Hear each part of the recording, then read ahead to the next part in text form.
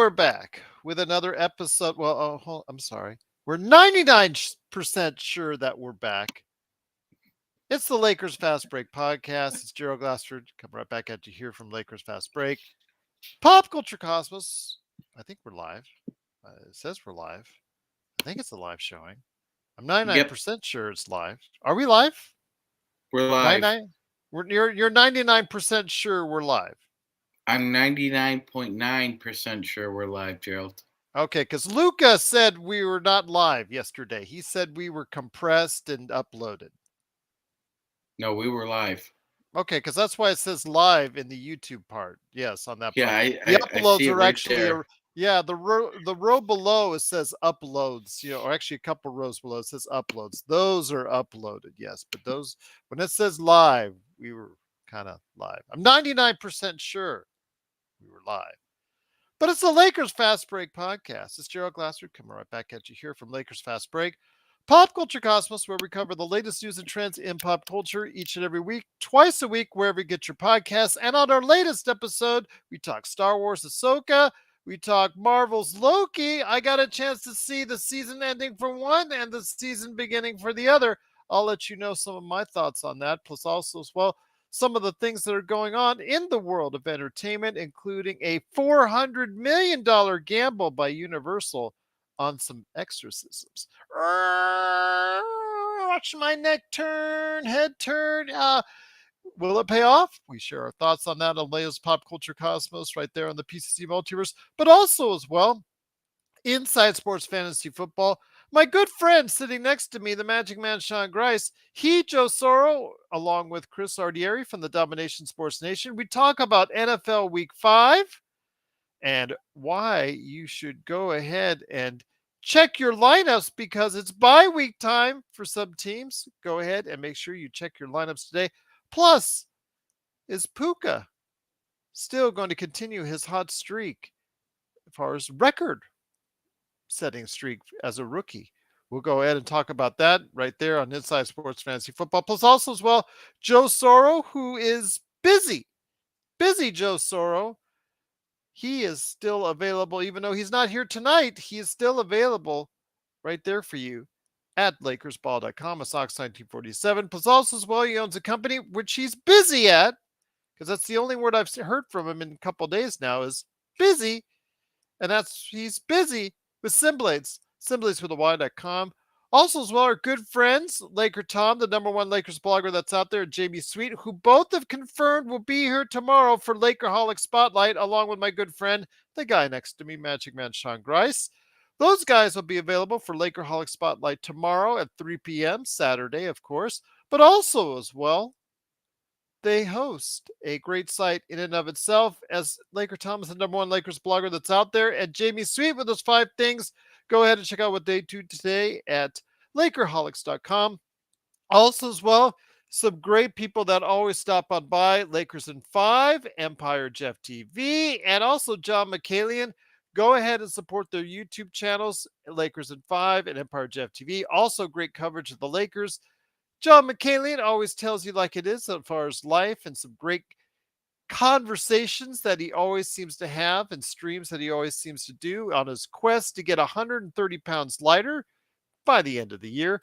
Hopefully, he will go ahead and do just that, but go ahead and check out his inspirational journey on the John McCallion channel as well.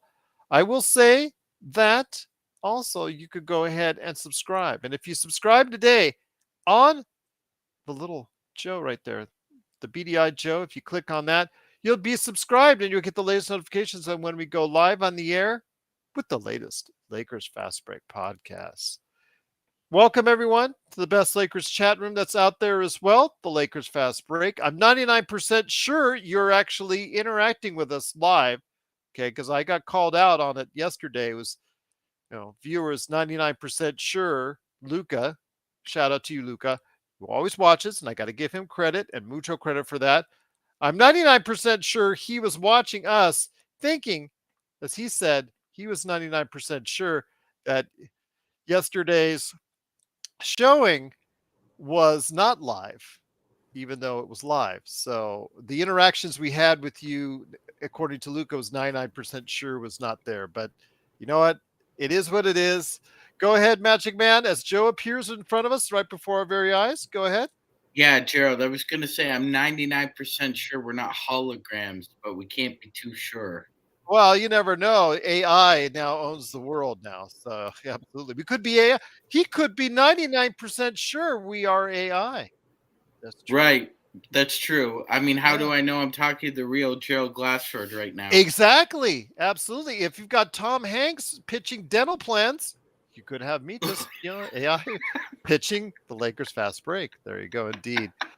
But the best Lakers chat room I am more than 99% sure is out there is here at the Lakers Fast Break. And also here today, Joe Soro. Go ahead and check him out today at LakersBall.com. And also as well, of course, he's got his company, which he's been very busy at Simblades with the Y.com. I will say tomorrow's game, the first exhibition game, is coming up here rather quickly, Saturday evening, 5:30 p.m. Please go ahead and check out our coverage, playback.tv/Lakers Fast Break. Playback.tv/Lakers Fast Break. We've got some great coverage planned for there, plus also the post game right here on YouTube and Facebook and Twitch and all that on the Lakers Fast Break. Got a ton of coverage tomorrow as the Lakers start their exhibition season against the Golden State Warriors, indeed. But my friends, it is, of course, that game we're talking about, and LeBron James, unfortunately, will not be a part of it, and neither will Austin Reaves. So, what as we as Lakers fans need to focus in on as far as what to look forward to for that game? First man up, first man here, good man indeed. He is the man from Toronto. He did get out of Toronto traffic to talk about what he expects or looks forward to seeing tomorrow against Golden State. It is the Magic Man, Sean Grice. And Magic Man, I'm 99% sure that you are here. And I'm not more than 99% sure I am glad to have you here. Truly appreciated, my friend. Your thoughts, though, on tomorrow's game. And, with LeBron being out, Austin being out, there's also a possibility AD will be called out there, or he probably won't play very long, or D'Angelo Russell probably won't play very much as well. What are some of the things that you're looking forward to when you're going ahead and watching this game and analyzing it, and maybe trying to take some things out of it for the games to come? Yeah. So obviously, Gerald, the first one that comes to mind is how much chemistry are we going to see from Gabe Vincent and D'Angelo Russell now? Because it's Mhm. obvious that he's inserted into the starting lineup because Reaves is held out. So that'll be principle number one for me. And yeah, Christian Wood's going to probably be guarding threes and fours tomorrow at some point, so that'll be interesting. Those are probably Well, Kern was asking in our comments. He was saying that he was confident that Christian Woods might be able to guard some threes, and I don't know that's going to be the case, but you could give it a try in the exhibition season and see what happens. could always give it a shot. The games don't Yes, count, so yes. when they do start I'm counting, 99% sure they don't count. I'm very skeptical that can work in the regular season. But hey, it's the preseason. Give it a shot. Yes, absolutely. But is this going to be something? Is there other anything else right now? Or I'll tell you what, I'll let you think about that as far as a Well, player or two. he's definitely at some point going to try that three guard lineup. Yeah, absolutely. That's my That's a gosh, that's given. almost that's a That's a given. given. That's a given. Death, Now, taxes, and Darvin Ham starting trying a three guard lineup. There you go. hmm But also here today, good man indeed. He is, of course, Ox1947 at LakersBall.com. Plus, also as well, of course, you know him as the guy behind Simblades with a Y.com. It is Joe Soro. Joe, good to have you here. I know you've been busy. Was the only word I got from you. So when you're only able to only give me one word, and I can understand that you must be truly busy, but I'm glad to have you here. I'm 99% sure it's you. Your thoughts, my friend, on what you're looking forward to tomorrow. It is going to be a depleted lineup because they're holding some players out. Your thoughts on what you'll be looking towards for the Lakers game tomorrow against the Golden State Warriors. Well, I'm hoping there's a uh, an offensive scheme that's going to be easily implemented regardless of who's playing. That's what I'm going to be looking for in the preseason.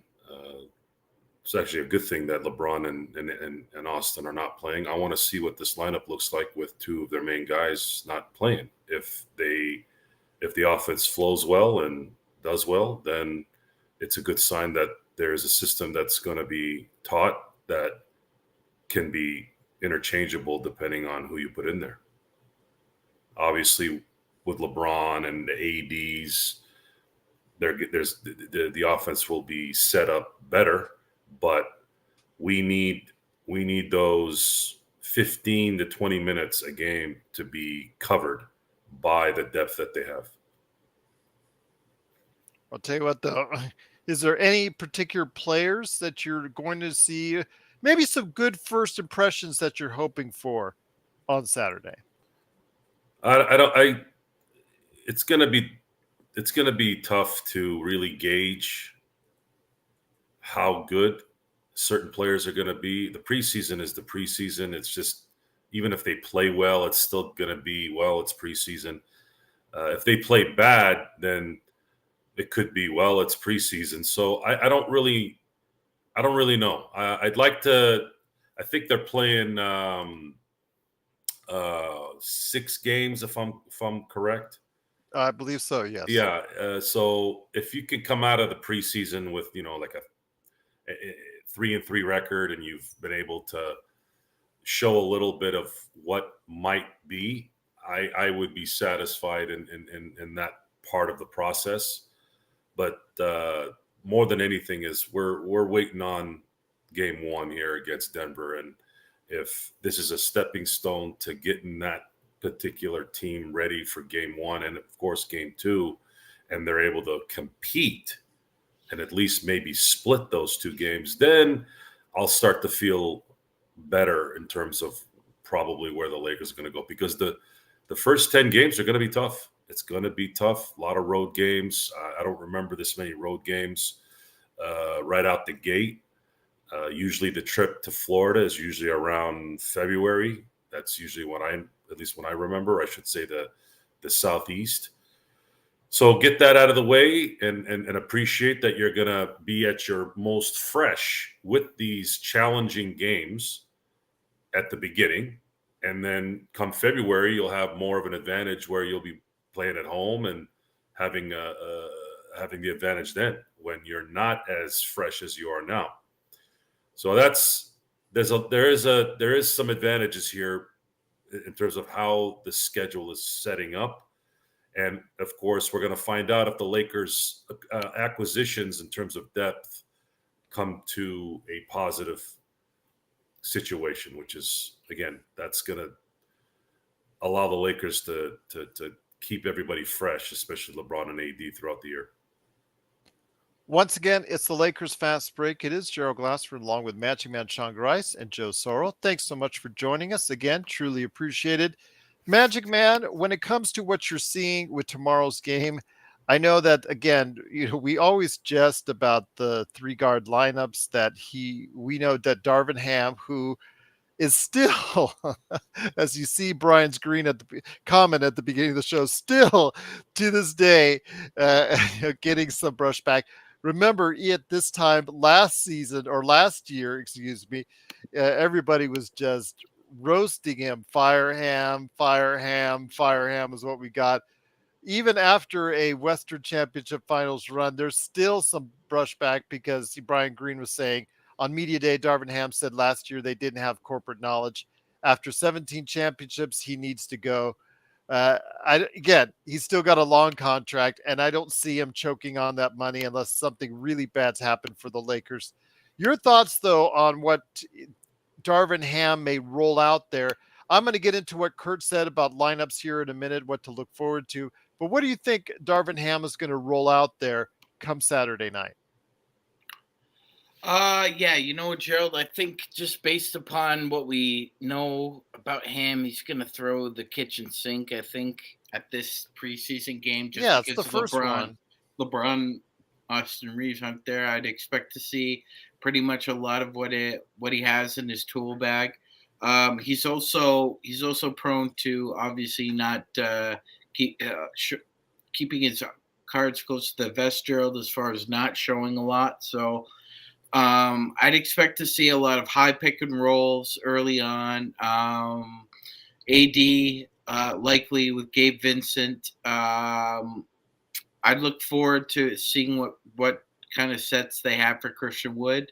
Look, if he's going to be a pick a pop guy, then who's going to be the guard that he relies on for those DHOs, like dribble handoffs? Who's it Yeah. going to be? Is it going to be Gabe Vincent? Is it going to be Max Christie? Is it going to be D'Angelo Russell? Who knows? But all I know is that if you want to get creative with Christian Wood, Gerald, first preseason game is probably the right one. The Warriors have a small lineup, even with Draymond Green and without Draymond. They're going small, so I expect Christian Wood to be able to take advantage of the personnel.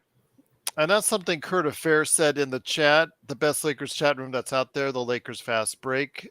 Joe is he's looking at our suggestions on some things that we might want to point toward to as far as some things that's with the limited amount of players that we have as far as no LeBron, no Austin Reaves. I don't know of any other changes, although don't be surprised. Keep your eye on Twitter for anybody else being held out of the game. But I will say, though, that the thing I'm looking forward to the most personally is to see how much they will play, if at all, basically AD and Christian Woods together. I would love to see how they go ahead and maybe get to start working together and seeing if that's going to start to click at all. Your thoughts on some of the things, some of the lineups you'd like to see, or some, it's just some players working with each other in that first game. I want to see a front line of AD and Christian Wood. I want to see what a two big man offense looks like when the lane is open. We haven't had that in the LeBron AD era. So I'm looking. That's probably the most intriguing lineup we're waiting on. So this tomorrow, this preseason game tomorrow, I'm assuming D'Angelo Russell will start. Maybe Taurean Prince plays the two with Vanderbilt playing the three. I would want to seek and I'm only saying that because we've heard Taurean Prince has been put in to the starting lineup in certain cases. So I'd like to see if that might be something that would work. I don't know if it will, but I do know that if you have the floor spread out, we're going to find out if these guys can hit shots. So that's probably the most important one for me. Because I have a pretty good feeling Gabe Vincent's going to play good defense. He'll make a shot here and there. But I want to see how ultimately with today's NBA, how are we going to play in that particular offense? Because now we do have certain personnel that'll allow us to do that. Is it realistic? Is Christian Wood going to understand that he plays a huge part in this team really ascending to the top three in the West? And him making those shots when he has the opportunity, it's going to be a problem for the opposition. So that's what I'm going to be looking for. I want to see how Darvin Ham sets the lineups. And I had said that D'Angelo Russell's going to be the outcast if he's not playing well. I think the only person on this team that's going to probably get it worse is Darvin Ham. I'm starting to get a pulse that people are waiting for Darvin Ham to screw up. So we're going to have to be here on a lot of post-game shows trying to figure out if we're going to defend Darvin Ham or if we are going to try to basically roll with the punches. We're only 6 months removed from Fire Ham still constantly being. It doesn't matter. I can feel there's something brewing. Oh, I know. I'm just telling you that they're waiting for him to slip up. There's a lot, it could be the first game. I mean, Brian Green already said that here earlier in the chat already, because he set himself, at least verbally, he set himself up for what I always try to tell anyone, like, don't talk. I'm not saying don't. I'm not saying be Bill Belichick. No, I'm not. I'm not saying that. But don't. I don't like. Oh, we were fantastic today. I've never heard a good coach talk like that. Good coaches don't talk like that. That's not good. Maybe Darvin Ham's the exception. I don't know. But I don't like that kind of talk. I like, well, we ran a couple sets tonight, and I was very happy on some sets, and then the others were, I don't know, kind of keep it kind of even. At least that's how I would do it. Because if you go into game 1 and 2 and you get blown out or you're not competitive, now you just come out looking like a fool. Like, what was going on during preseason or before then that was so good? What were you saying? Were you just trying to put in positive reinforcements? These are professionals. These are grown men. I think they can understand when they're screwing up and when not screwing up. Or if he's really, truly being honest, and then they come out and just blow out Denver, and then play a good game against Phoenix to where they separate towards the end of the game and win the game, then I'm like, all right, well, looks like maybe something's brewing here. So that's kind of how I look at it. Oh, Alice, we know that. I mean, but remember a year ago at this time, Alice, a lot of people were just very divisive on Darvin Ham. There was already quite a movement in our audience to go ahead and fire Ham already, Sean. Yeah, he hadn't And even coached a game yet. yeah, and they're already saying fire Ham, fire Ham, fire Ham, and 2 and 10. Those fire Ham chants and those fire Ham comments to Alice out there got really, really loud and really, really pronounced. And even halfway through the season, where the Lakers were still all not exactly entirely the team that they were now, it was still a tough go for him amongst our fan base. And then as Rob made the changes and you started to see, improvements in the coaching. I talked about that quintessential game in Minnesota late in the season where it just looked like the light bulb went on and he got it. He made the changes in the second half necessary. You saw it. You saw actual lineup changes. You actually saw coaching maneuvers that were executed out there on the floor to really get them in a right direction. And you saw that as a turnaround. And obviously, we saw what happened since they went to the Western Conference Finals. But still, it seems like I agree with Joe that we may have to defend, but we're going to call it like we see it. Ultimately, we have to call it like we see it. People watch this channel because we call it like we see it. So if Darvin Ham's not doing it, then we'll call it. But if he is doing it, we're going to have to defend him. And I have no problems with that. But your thoughts on Darvin Ham heading into this exhibition season, my friend? Yeah, Joe brought up a really great point there. No, Alice, it was actually Fire Ham. Fire It was Ham. Fire Ham. Fire It was Ham. Fire Ham. If It you want to was. go look at from a year ago today, the show's on there, especially at the beginning of the season as well. It was Fire Ham. Fire Ham. Fire Ham. It was Fast and Furious. Yes. Yeah, Gerald, this show is about vigilant authenticity. Whether that people agree or don't agree, that's what we deliver here. So that's kind of what Joe's talking about. It's either a vigilant defense of him or a vigilant offense against him. It's going to be one or the other. It's funny Joe's feeling that in the ether. I kind of feel that too, and obviously Gerald does as well. So, yeah, Gerald, any whiff of a start that could lead to another just abysmal beginning to a season could spell a lot of. They're not going to do anything to him, but his seat is going to get really hot really quick. But we'll go ahead and make sure, again, as always, we tell you like it is. We share it from our hearts. We share it the truth. We're not here to go ahead and tell you otherwise. We're not company shills. We're not team shills. But especially Joe, he's going to tell you always like it is. Well, a lot of times making that announcement kind of takes away from the actual delivery of that. It's It's almost like saying I'm the boss. Bosses don't necessarily need to say they're the bosses. Now, I do say it for comfort of clients. And I say it just like that. I said, look, and if I'm tight with them, I'll even use some profanity. I'm like, look, I'm the mother effing boss. And I'm not telling you that to boast.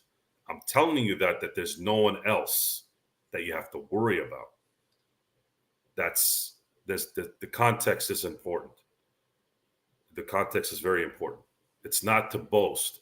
You don't need to boast about you being a badass. It's about comfort. It's about knowing that there isn't some guy over here trying to weasel his way into a couple bucks under your umbrella. So, anyways, the telling it like it is, I don't know where sports journalism, if you can call it that, I don't know when it gets back to where it should be. I don't know if the audience truly wants it yet. I haven't figured it out yet, because this has happened because the audience wants, I guess, what they're getting fed. That might play a part, or their attention spans are somewhere. I don't know. I think ultimately the reason why there's such bad commentary is I think there's a lot of podcasts now. So there's just a lot more noise than it used to be. And then when you watch the professional shows on ESPN and these other places, they're most of the people that were hired onto those shows were not likely hired due to their skill sets.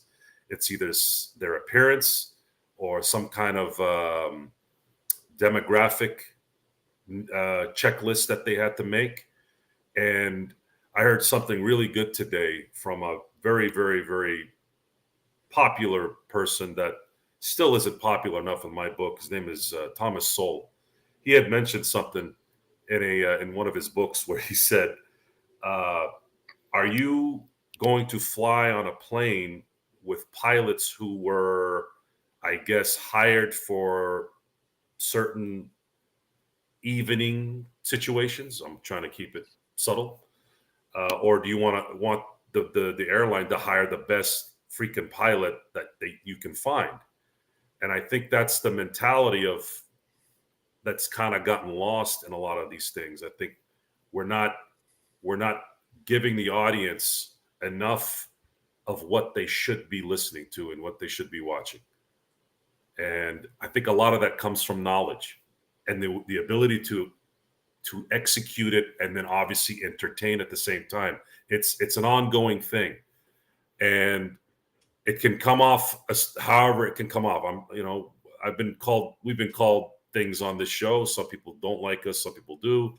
That's part of the game, and a lot of times it's actually a good thing that they don't like us, because more often than not, it's a Howard Stern effect where they'll listen to you more when they don't like you. So that's a good thing.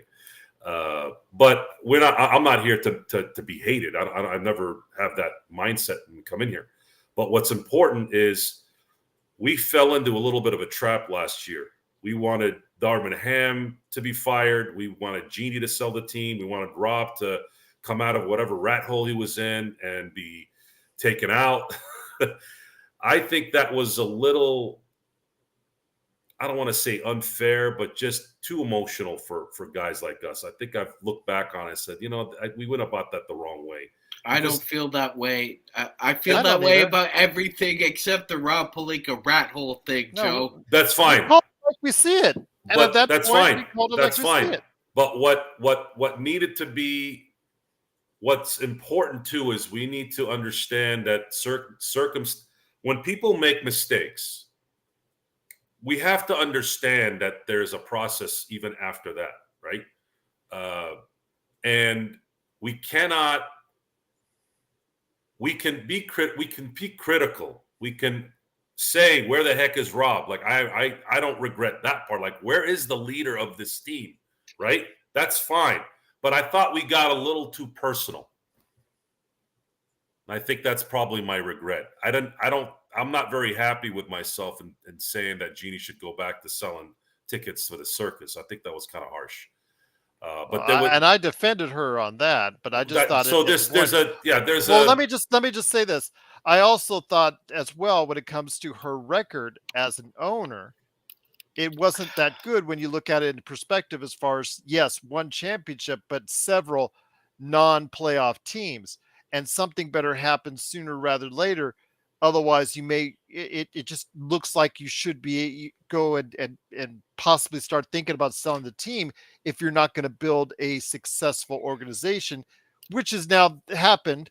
But at that time, it was kind of like on the fence because we had several non-playoff teams under her control. So that's I wasn't saying going back to like you wasn't as harsh as that. I just said if we're not building a consistent winner, maybe we need to look somewhere else. But now that we Yeah, have so it looks like it's going to be a winner for at least the next season or two going forward. Yeah, obviously now everything's okay. I So don't remember getting personal other than when you were Gerald the one that got personal. That's other yeah, other than when Gerald brought up the whole Jay Moore looking like yeah, a well, member that was of a little of personal. the Sopranos crew. But I agree. I agree. that Yeah. was funny. Look, a lot of truth is said in jest, Joseph. So Yeah, yeah, yeah. I'm trying to. With the Jay Moore deep dives and Well, I'm all trying that. to. yeah. I understand what Joe's saying. But we also have to remember that part of being authentic is the meat's on the bone. Everybody can see it. It's raw. That's the point. That's the point of being authentic. And I think that's what gets lost a lot of times, Gerald, is that with the authenticity sometimes comes rawness. And you will kind of hear that on playback with me and Joe a lot this year. Um, Yes, that we will. because it's natural.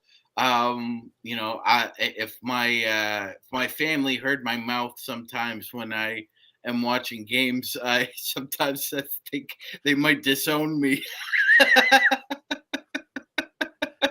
I like what Well, Kenneth Stone has. He's calling Joe Jizzle.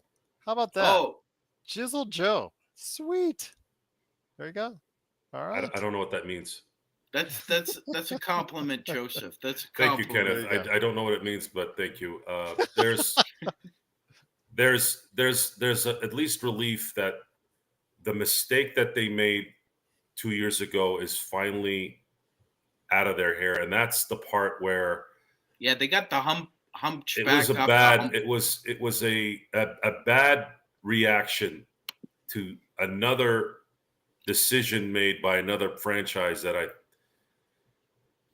obviously shouldn't have taken place. At the time, I was supportive of it because I thought maybe it might work, but obviously it didn't. But there needs to be tangible and legitimate gripes and positive reinforcements and things like that. It's got to be backed up. It can't just be somebody coming on here and just blabbering. You have to back up why you're frustrated. Why I'm trying to set the table here because I'm feeling already that the crowd wants to picket outside for Darvin Ham and likely D'Angelo Russell. It's actually shifted from D'Angelo Russell now to Darvin Ham. Well, Darvin Ham again. He's proven to me that I think that he can be a decent coach in this league so far, from what I've seen. Ever since he started to make the turn, obviously still the penchant for the three guard lineups aside. Sean and Joe, I think that I saw improvement in his coaching that I want to give him a fair chance, and I hope that continues. Comes to D'Angelo Russell. I think during the regular season, Sean, I don't have an issue with him during the regular season. I think he's going to be what he's going to be. The problem is he got exploited for his weaknesses in the playoffs, and he couldn't give you a consistent four-quarter play. He had some bursts when he was there and bursts when he was not there. We saw that where he really took over a game for a 5-minute stretch, then was not part of the really rotation or not really part of the lineup or not really impactful at other points in these contests. But still, he gave it to you at times. He didn't give it to you at times. But when it came down to the Western Conference Final, they've kind of figured him out on the Denver end. That's what I'm worried about when it comes to D'Angelo Russell. It's not during the regular season; it's later. But regular season, my friend, we should see a solid performance from D'Angelo Russell, especially coming in what is essentially a contract year. I agree, Gerald. Hard to add on to anything you just said. Yeah, he's relatively durable, relatively productive, efficiency. You know, that's could go hand in hand. It's an issue once in a while, but for the most part, yeah, he's steady as she goes, Gerald. As far as the wins and the seeds of the 82 game season, you're right. Yeah. It's it's a playoff conundrum with Yeah. D'Angelo Russell. He didn't play well in his first cup of coffee in the playoffs with Minnesota, Gerald. He kind of got the monkey off his back a little bit in that Golden State series, but he was played off the floor.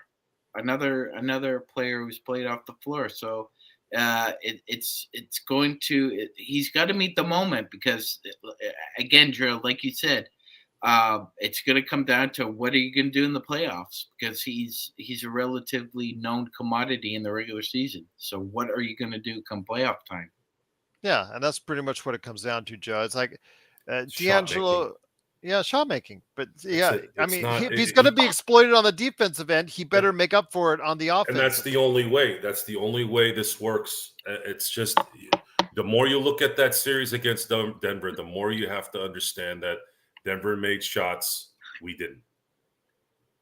Yes, I agree. I agree. That's it. Sorry, I was helping Really Magic Man on this. why really why they lost. It's no other. Are you guys all right? No, Yeah, we're good. We're good. We're good. does he have some like hot cocoa with the Yeah. Yes. marshmallows? There you go. I What said, happened? there you go. Well, it's cold up there. It's still 95 It's here in cold. Vegas. It's cold. It's October, It was Joseph. It's cold. 97 damn degrees. I had to come in 3 times today while I was working. I was like, Jesus. I got one of those towels that you wet, the thing that Dwayne Wade used to plug. Yes. Man, that thing saved me. I forgot I had it. I was like, oh man, here, put it. Don't. I would have done it different. I would have put it in ice water, but I was just wanting to get it wet just to put it on my neck. Man, as soon as I put it on my neck, I was able to withstand the heat just on me the whole time. Yeah. Next week we're supposed to get some snow too. So. Oh my God. And still 95 here. Jeez Louise. All right. Whatever. Okay. No wonder he's got the hot chocolate out. But once again, it is the Lakers fast break. Truly appreciate you joining us. Toon Dog, I put in an article that came from August on the Lakers new city edition uniform for 23-24. I hope that answers partially your question because I know you were asking about the Lakers uniforms coming up for this season. If I get any more info on that, I will go ahead and pass that along. But Joe, before I forget even further, Magic Man didn't even remind me. I was 99% sure, Magic Man, you were going to remind me, but Kurt Affair got it for us both. And that is the announcement yesterday by Joel Embiid that he's going to be a member of Team USA. Your thoughts? He's an American citizen, recently became an American citizen. Your thoughts, what you said in past in regards to international teams, international or players from this country playing overseas for other countries and all that. What are your thoughts on Joel Embiid, if all goes well and he's healthy, playing for Team USA? I think it's a good thing. I think that's a first step in likely putting together a roster that's going to win the Olympic gold. Okay. So I'm, all right. American citizen playing for America. Sounds about right. Okay. Just want to make sure. You can have dual citizenships, right? He was given an option. He could play for Cameroon, he could play for France, and he could also play for the U.S. He was given the option of playing for all three. Okay. Cameroon was still in a position where they had to qualify. France, is hosting, so they automatically qualified, and the Team USA the same. So I'm just wondering what your thoughts are. It looks like there's some campaigning already starting and getting this going. Now, he was born in Cameroon, although this is the first time I've ever heard Cameroon having a basketball team. So I don't know. I guess it makes sense. They won the African championships, but they still needed to go ahead and qualify to get into the Olympics. They were going to be they're going to be part of a round robin tournament, I think later this year or early next year in order to qualify for that. France, because it was Cameroon was a French controlled Mhm. or French owned. Yeah, that part about as far as that's concerned. Then of course Team USA as well. So So if he I had was those born options. in India 100 years ago and it was during the English occupation, would I be English now? You No. might have that option. Who knows these days? I mean, if Kyle Anderson that could go doesn't make play any play sense, for, Gerald. But well, if Kyle, Well, they listen to speak the Joe French. speak. I do speak French. If Kyle Anderson can play for China, Magic Man, any oh logic my into this? god, All right, yeah. so if I'm born in Morocco and they speak Arabic and French, do I play for Iraq and Belgium?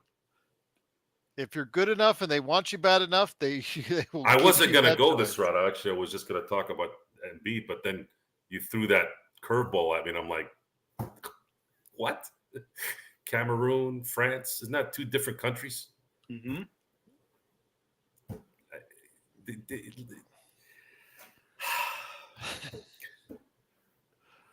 I'm not gonna get into it. I'm not gonna get into it. Okay, just making sure. The wheels are spinning in Joe's head right now, ladies and gentlemen. They're really spinning. I've always heard it's beautiful, Kurt. I've when always there's heard no Morocco's beautiful. clouds, Casablanca. when there's no clouds in the sky, is the sky not blue? And all the gin joints in all Or the world. is Yeah, somebody going to tell me didn't it's ya? red because they feel like it's red? There's one thing that will never change, and that's that. There are things in life that are obvious. I don't care what you say at that point. That's where I can probably get a little bit more stern on that. I'll be watching the Dodgers more because I'll be traveling all week. I'll be traveling all week. So he will not be. He'll be here when he can, but it's going to be difficult for me to be sitting down somewhere and actually.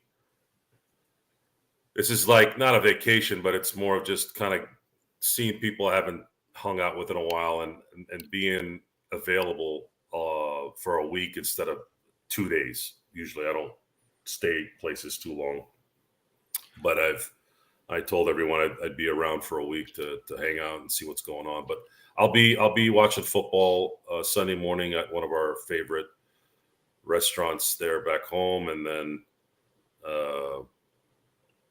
of course there's a lot of sports going on. You have preseason NBA basketball, you have the playoffs, you have the baseball playoffs, you have football. So yeah, there's a lot of sports going on right now.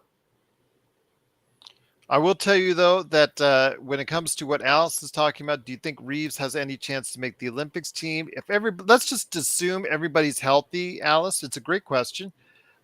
Even if he improves, Sean, to the same level that he improved earlier this calendar year, that allowed him the opportunity to make the FIBA team. Even if he improves, it's still at his position going to be very hard for him to go ahead and get a spot on the team. I mean, you've got, off the top of my head, you've got Booker, Steph Curry, Damian Lillard, Kyrie Booker, Irving. Kyrie Irving right there. That's four right there. Yeah. Could be Bradley Beal involved in the mix. Plus, Gerald, we also have Mikal Bridges, who's likely to make the team. Yeah. One of the two players. So. Jaylen Brown, Jason Tatum, they could have a say into it. Chris Middleton. If he plays like he used to play, and if Milwaukee goes on a nice run, that he could get along momentum for that too. I think the Olympic team needs the top tier players. Well, that's what I'm saying. I'm just saying that for specific, because they sometimes get specialists. If Middleton gets back to where he becomes a specialist from out the outside, that could be a possibility, because they always have like one player that's a specialist that they always put on the team for some reason. But then you also have, again, Embiid, you have maybe Bam Adebayo, you have Anthony Davis, you have LeBron. It's going to be tough, Alice, for Austin to kind of crack that rotation. He'll be on the team select team, if they want to go ahead and run against them in practice. But yeah, it's going to be really hard for that. Kenneth Stone says the Lakers need Deion Sanders as the coach of the Lakers. I know everybody's been infatuated him, based off his 3-2 start for Colorado. Your thoughts, though, Joe, on Deion Sanders as the coach for the Los Angeles Lakers? Uh, he, it goes back to the huff and puff of sports. Sean and I are big Nick Saban fans, and winning in college football it's it's a lot of stuff. It's not just going and coaching and worrying about your team. You got to recruit. You got to deal with the educational part of things. Now the NIL thing and the transfer portal, which is like portal, yeah. Free agency 24/7 now. The thing with Deion Sanders, I ask me in 5 years how Deion Sanders is. At the end of the day, it's about winning. If you're going to have this kind of hype, you need to win. But he needs a couple more recruiting classes of top-notch players to continue to, I guess, back up what he's doing. If he's truly going to change college football, which I don't even know what that means. What does that mean, changing college football? Is it supporting players to have more individualism? I don't know. That's already been solved. Players are getting paid for their likeness, all that stuff. So I don't know necessarily what Deion And Sanders the player does. portal has been very good about giving players another chance. If, let's say, they get buried in rosters, they can go and find another chance a lot easier to play the game that they want to be playing. So I think the thing with college football that I'm waiting for is the finality of the constant maneuvering of conferences. Just get this thing figured out. I mean, just the fact that somebody's telling me that UCLA and USC have three super conferences, and then let's just get on with it, because that's where it's going. Yeah, just get it over with. College football is an amazing sport. Not just the interaction of the fan base. To put it in perspective, you look at the Detroit Lions and how they've been the last 50 years, with exception of a few years here and there. They're just not supported like they are in Ann Arbor. You go to Ann Arbor and there's a butt in every seat on that 103,000 stadium. I think it might be more now. It's a different sport, man, when it comes to fan interaction. So I think college football needs to just be better than all the other leagues or all the other sports in that, look, cut this Pac-12, Big 12 thing and just get that thing situated. The players are finally getting what they want, so that's good. They can get in and out if they have to. Now it's time for, let's get the teams all situated conference-wise, conference championship-wise, playoff-wise, so that we can enjoy ultimately what we think is going to happen here in college football. If Deion Sanders plays a part in that, which he won't, the thing is with Deion is I don't know anything other than him being Deion Sanders is a benefit. Like, okay, it's Deion Sanders, but that stuff runs out if you don't win. Well, I give him credit for at least getting them off to a good start. They're a team that was expected here in Vegas to get to 3 wins total on the season, and they're already there. So I give him at least credit for that. Usually there's not enough energy. Does Deion Sanders have enough energy to do this year in and year out? That's going to be the question. That's the question that I have. Does he have the energy? I remember when I was growing up, Bo Jackson, Deion Sanders were two-way players. Deion Sanders was playing football and baseball on the same day. And I remember thinking at that time, like, this is just unreal. How is he's playing football and then he's playing in the playoffs and football is hard on the body, but it's a little easier when you're that athletic to play football versus hitting a 95 or a 97 mile an hour breaking ball. And by the way, Joe, since you brought that up, I'd like to say rest in peace to Dick Butkus, who Yes. is probably the greatest absolutely. two-way player in football history. Absolutely. And I thought Tim McCarver at the time criticizing Dion for doing something that was unprecedented. That never made sense to me. Like, why are you criticizing this? This is this is something that hasn't happened really. I mean, Brian Jordan sort of did it around that time. It's like watching a comet in the sky and saying it's going too fast. And I remember thinking, man, how cool would it be if Dion wins a World Series and a Super Bowl? I remember that. I was like, dude, this guy's gonna win a World Series and a Super Bowl? Like, what the hell kind of career is this? And I also love the fact that when he hit a ball in the gap, it was gonna be a triple.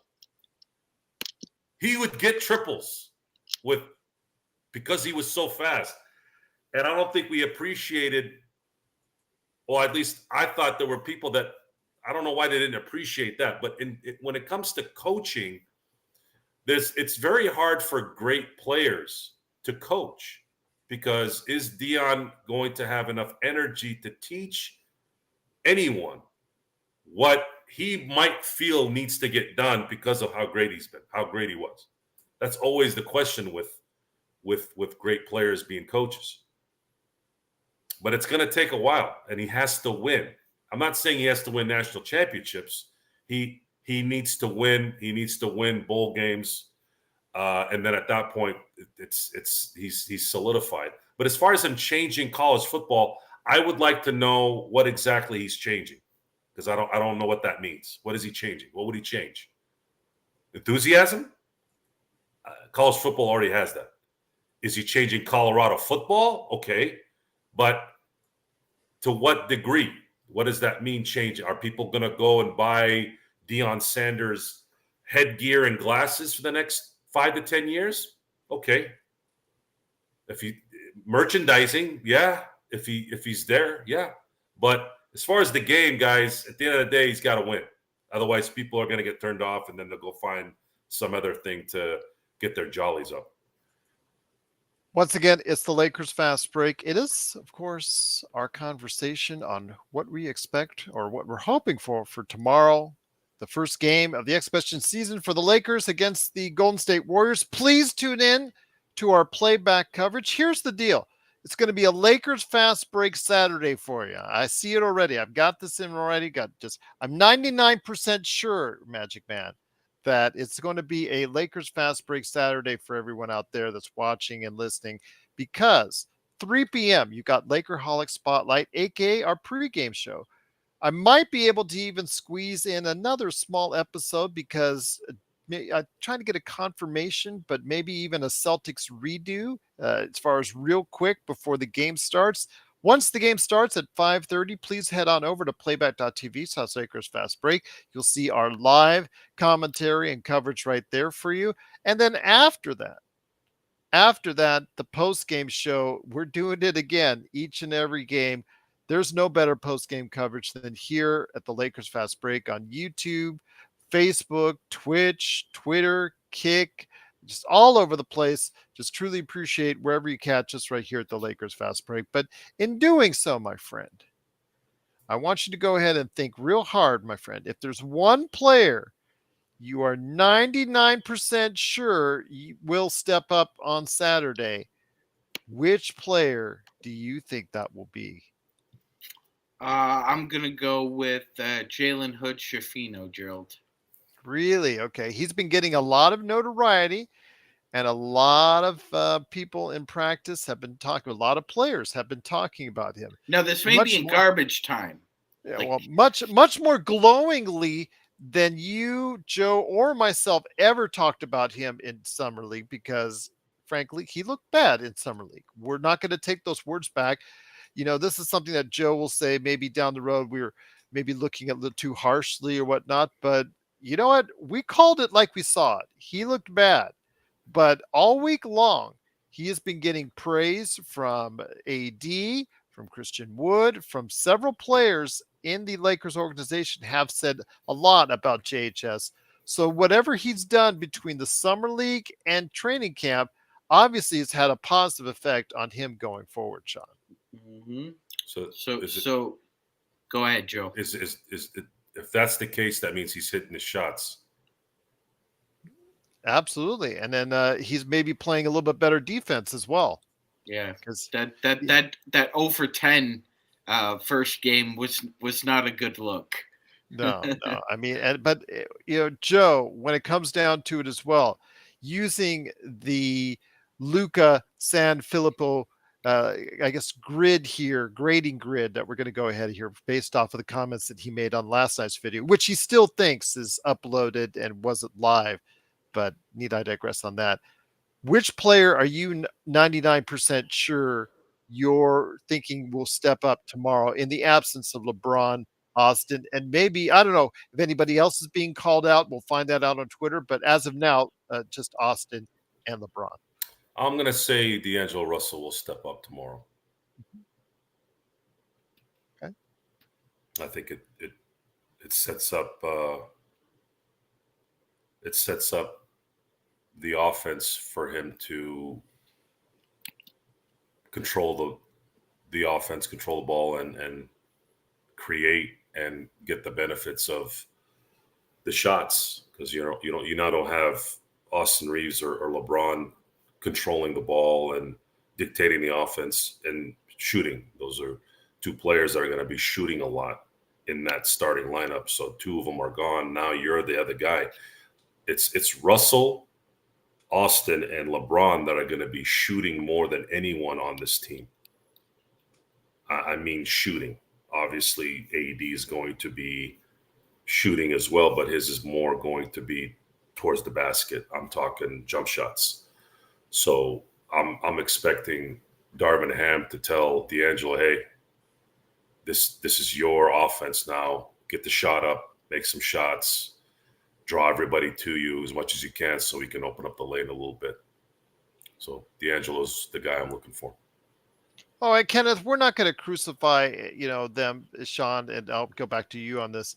We're not going to crucify them if they win or if they lose, because you really can't gauge anything in the exhibition season. The Lakers have had miserable exhibition seasons, and they've ended up having great seasons.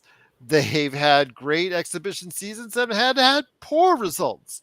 So I don't really want to go and take anything from a win or a loss. And Joe said it's, if he'd be fine with a 3-3 record, as long as he saw improvement, gelling as a unit, et cetera, all the things that we want to see as Lakers fans. So I won't take anything too much out of just a score unless they just totally give up entirely. But there's a lot of guys that are trying to vie for some playing time. I am 99% sure Max Christie will step up to the plate tomorrow. That's my call. I know Juan in the chat is thinking Cam Reddish, and I think he's going to get a lot of burn, and I think that's a very sound pick as well. But I think for the reasons which we talked about in great detail yesterday, Magic Man, I think Max Christie has to start putting his foot down and putting his name in there as a set part of the rotation, because even he in his comments in recent days has said even he is not sure he's going to be a regular part of the rotation. It's up to him. It's up to him now to go ahead and be assertive and put his 2 cents in there to be a regular part of this rotation. Absolutely, Gerald. When you're And the same thing, well, let me just say this, and the same thing, like Juan agrees. Juan, good point. Same thing goes for Cam Reddish as well. Yep. Yep. And the point is, if see, Gerald, it's really interesting, right? There were certain guys last year who didn't make shots, but Darvin Ham continued to play them. Why? Because they continued to play defensively. They continued to play hard with effort. It's incumbent upon both those players, Christie and Reddish, to do those things. Gerald, you can't fit a square peg in a round hole. So I can't really ask a guy to do more than I know he's not capable of doing. Max Christie is very capable of being a good point of attack defender. He's very capable of sustaining that effort for 24 seconds on multiple possessions because we saw him do it last year and in the summer league drill. He also improved his shot from the beginning of the season up until around mid February. Now, unfortunately, if you want to break an omelet, you want to make an omelet, you got to break some eggs. Christie fell out of the rotation last year. Did he Yep. sulk, complain, pout? Nope. Got better. Got decided I'm going to get better. Came in summer league, hell on wheels, played very well. The expectation is that he continues that same effort. The effort can always be sustained with Christie. It's whether or not he continues to be consistent with it. If he's consistent with the effort, Gerald, there's no question he's going to get playing time. His shooting has improved to the point where they have to. He saw what happened with Austin Reaves. Max Christie was a great example of somebody who saw up close and personal what happens when a team asks you to do the things you do best while you're on the court, and if you do that, we'll give you more responsibility. If he can't get that now, Gerald, after seeing the jump Austin Reaves made, I mean, I don't think he's ever going to learn it. So I'm with you, and I personally think that he's the one amongst all that group of the four of them, Christie, Hayes, Reddish, and Wood, that has the most to prove on the Lakers. I don't know about that. He does have a lot to prove, but as far as saying he has the most, I think there's a ton of things. Both Hayes, Reddish, Well, the big Woods, difference they between all have something to prove. hold on, Gerald.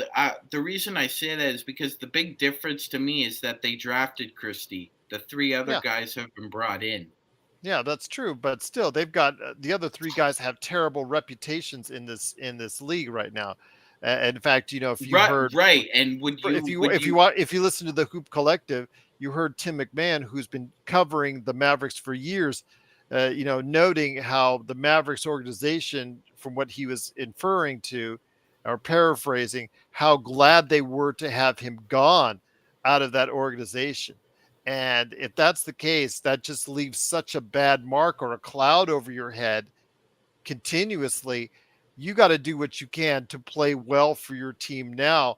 And him being a great part of a playoff run, or Jackson Hayes being a great part of a playoff run, or Cam Reddish being a great part, or even Max Christie, all of those things will help either redeem those three, or in the case of Max Christie, bring him into the spotlight. So they all have something great to prove for their futures going forward. Sure, and I'd do it in ascending to descending order. The person with the least amount to prove is probably Jackson Hayes. Gerald, you can't be a genius overnight. Doesn't happen like that. So he's steady. If he improves a little bit, great. Goes to another and team. Darren, we talked to the guys from We Talk Mavs. Yeah, no, we are here not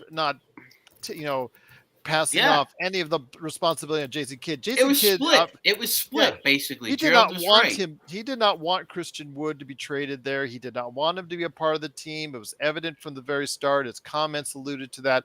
Absolutely. And we talked about it on our interview with We Talk Mavs, which you should check out in the archives if you haven't already, on our actually brand new playlist that covers the team previews. No, yeah, it's not a problem. I'm not saying that. I'm just telling you what was inferred today by Tim McMahon of ESPN in regards to the words he got back from the organization that he paraphrased, say that how much of a addition by subtraction, similar to what we thought about Russell Westbrook, and what the organization, I'm sure, feels about Russell Westbrook, John, they feel about Christian Wood. It's addition by subtraction. Now, Russell Westbrook has done so much better for himself and for being on the Clippers. Christian Wood can do the very same thing for us here on the Lakers.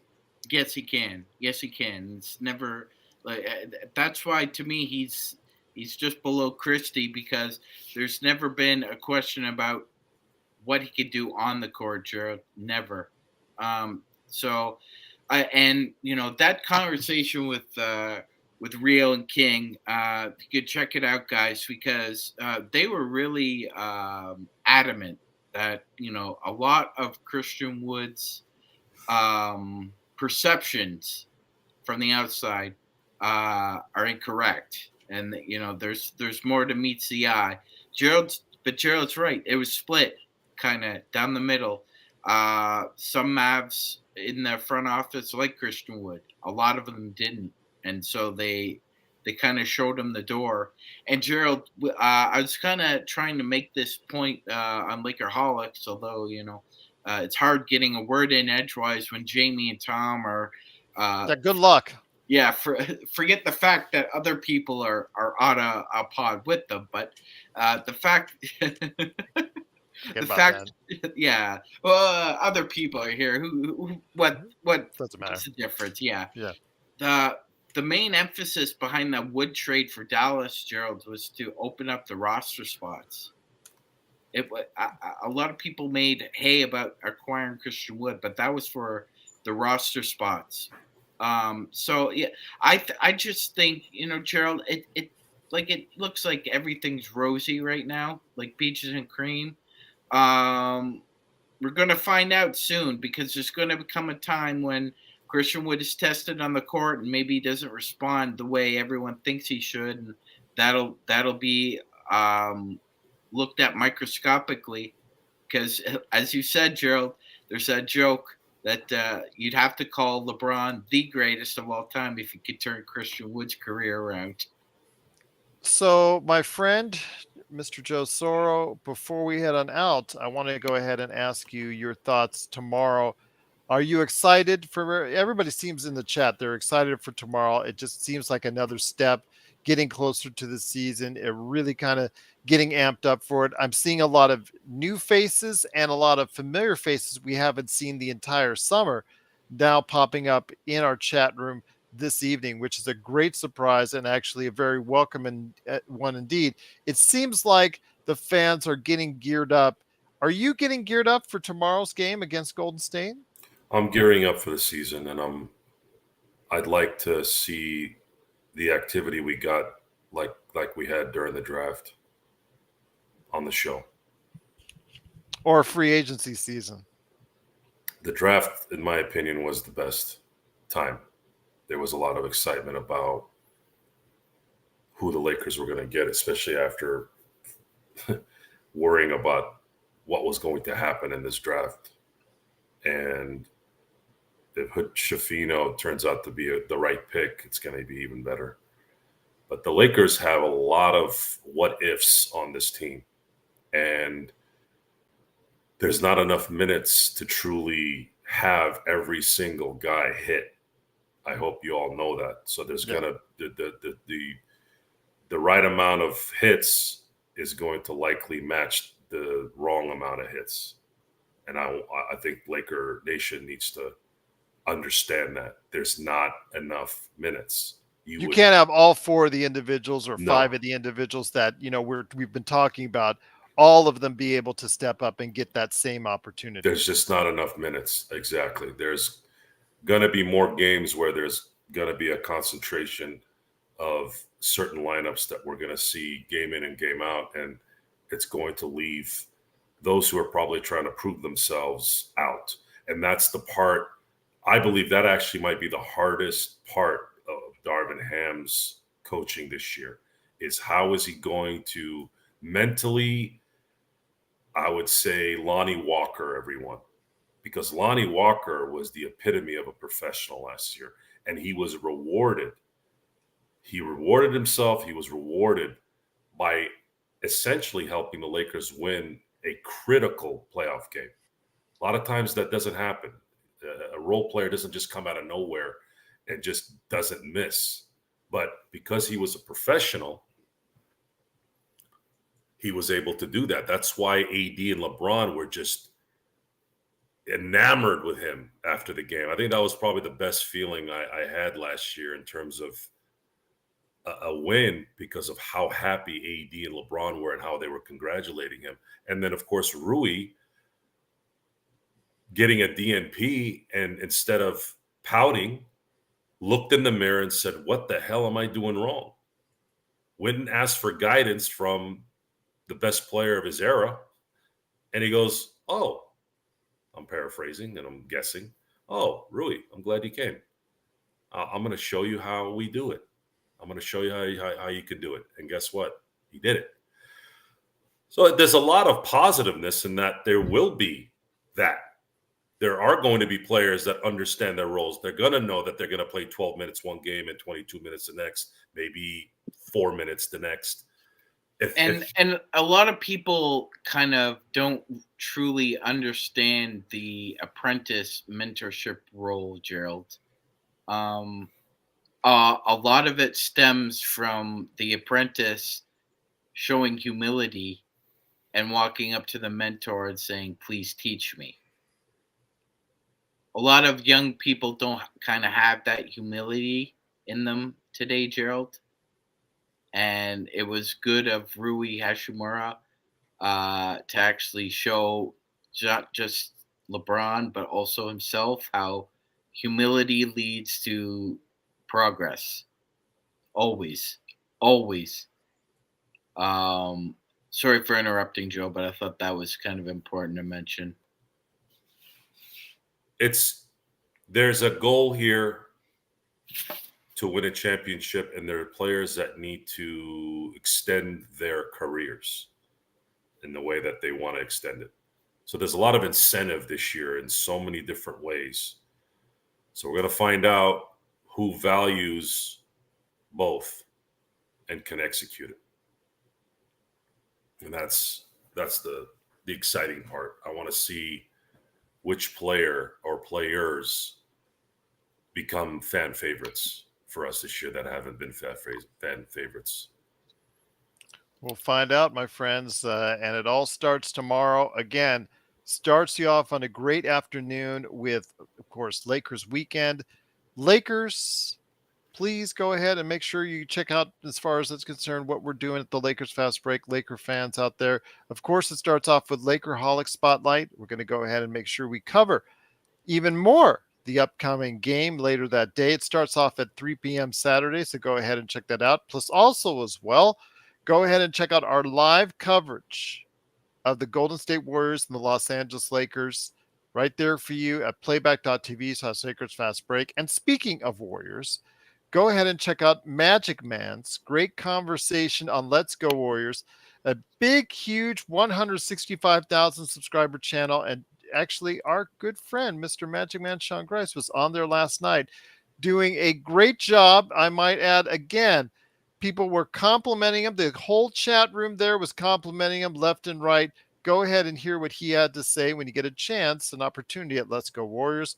Plus, also as well, of course, playback.tv/Lakers Fast Break for the game. And then after the game, hop back over here to hear our thoughts on the first exhibition game as far as the, well, of course, the post-game shows are concerned. Our first post-game of the season. It is the exhibition season, of course, but truly enjoyed the time that we spent with you over the course of the past 4 seasons, and we're looking forward to doing it one more time, and we're going to go ahead and hopefully do it for continuous years and seasons to come. But Magic Man, I cannot say enough. You've done a great job. We had a great summer looking back on it. Obviously, our coverage of the draft, like Joe said, we blew up over free agency in that first weekend. We had as many as 200, 250 people in the chat room at the same time. It was absolutely just fantastic. Just at that point in time, we grew huge. We got over 1,000 subscribers, and we're still, it's just going and growing and growing right now. So just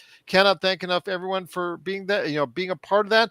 And then on top of that, as the cherry on top of the sundae, you and I worked hard behind the scenes, and we managed to go ahead and get 29 experts from all around the world to go ahead and talk about their teams in our team previews for this upcoming season. Well done, my friend. Well done indeed. Thank you very much, Gerald. I appreciate that. And your support means everything, Gerald. And we've been able to put together, I think, something very special here. And it's just the beginning. The best is yet to come for the Lakers Fast Break. And I'm 99% sure That's correct, right there for you. Absolutely, indeed. So it was a comment that was made on You know, last they've done night's show. studies. Go ahead.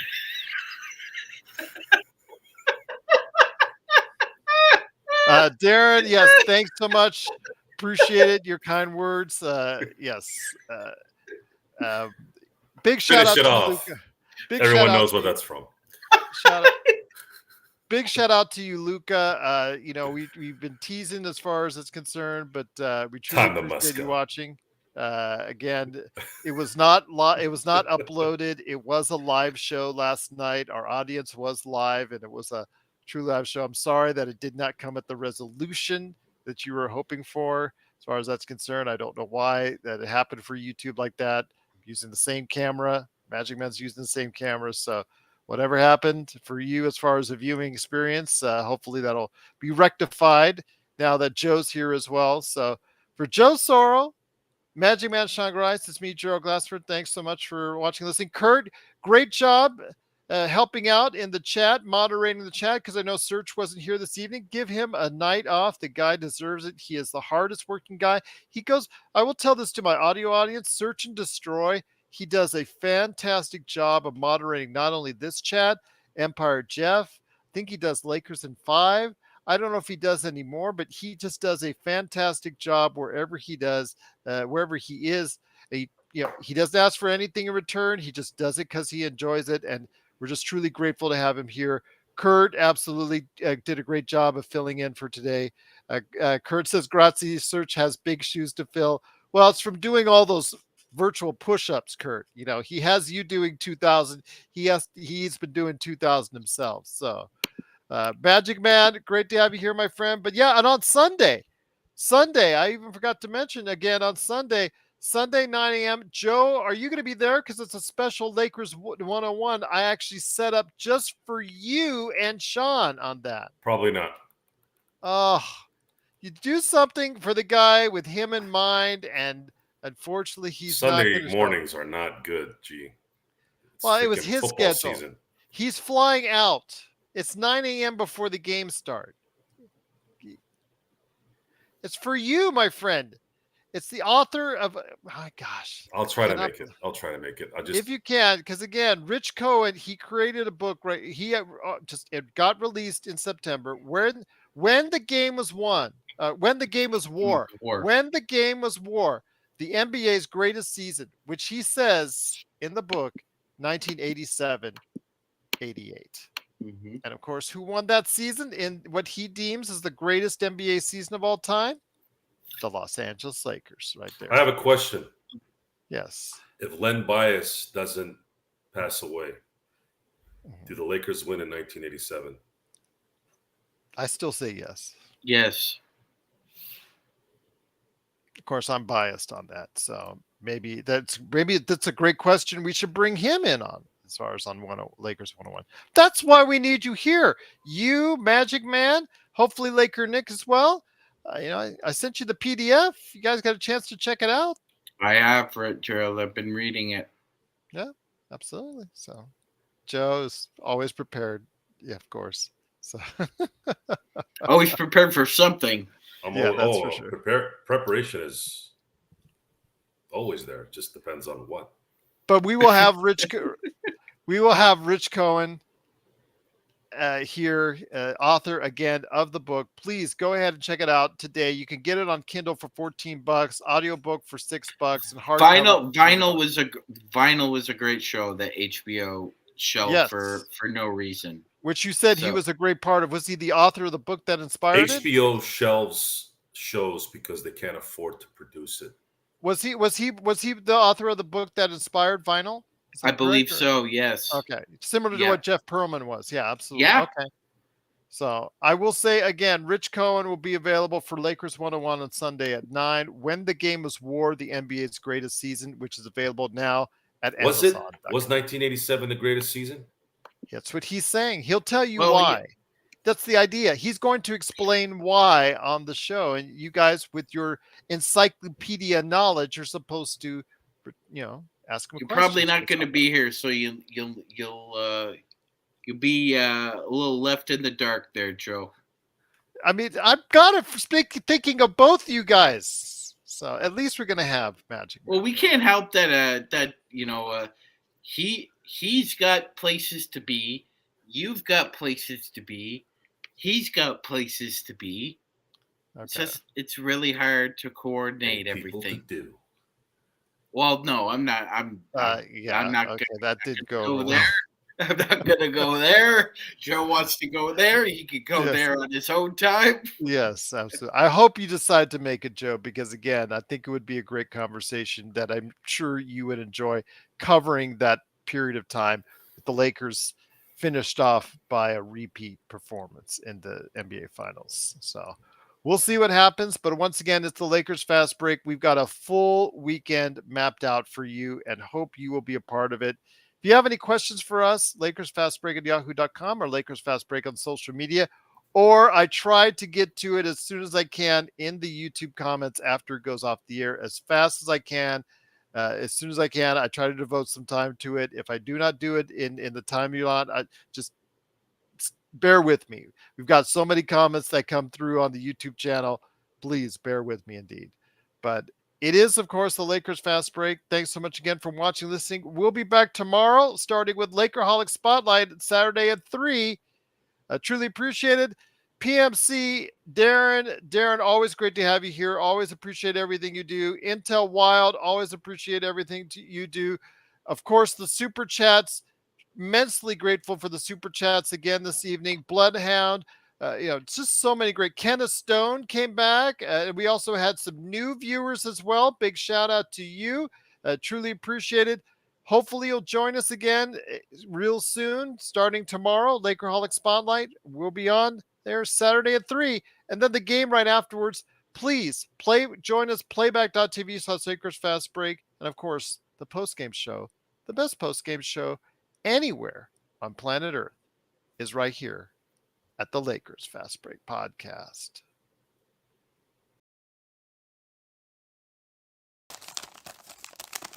Get it.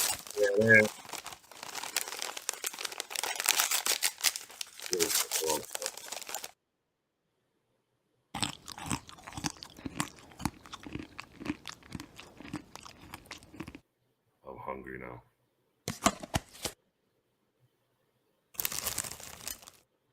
I just want to eat.